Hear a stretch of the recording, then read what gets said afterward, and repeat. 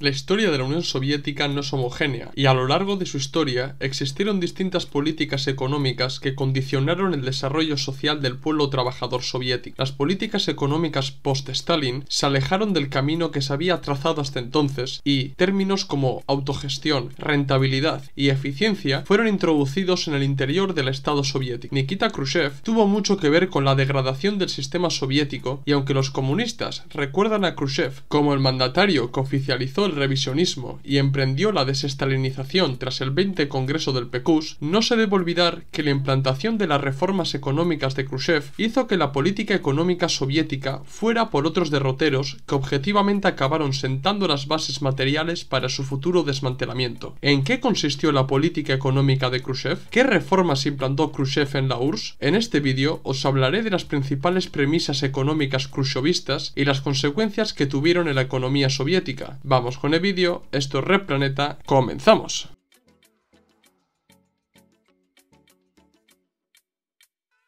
En el canal os he hablado del viraje revisionista que emprendió Nikita Khrushchev tras el 20 Congreso del PQS y la imposición de su línea ideológica revisionista que traspasó las fronteras de la URSS y fue asimilada por las distintas repúblicas populares del Pacto de Varsovia. Pero, hasta ahora, no os he hablado sobre la política económica que caracterizó el mandato de Khrushchev y que suele quedar eclipsada por la importancia de la degradación ideológica de este nefasto personaje soviético. Para entender este vídeo en su generalidad, os recomiendo que veáis los vídeos Desmintiendo el discurso secreto de Khrushchev, la línea ideológica revisionista de Khrushchev y la ruptura sino-soviética, que os van a ayudar a entender el tema que voy a tratar en este vídeo. La subida al poder de Nikita Khrushchev estuvo caracterizada por romper con todo lo relacionado con Stalin y, aparte de mentir y calumniar contra su predecesor en el 20 Congreso del PQS, Khrushchev emprendió la desestalinización, que también ha sido conocido como el deshielo khrushcheviano. La imposición de la línea ideológica revisionista de Khrushchev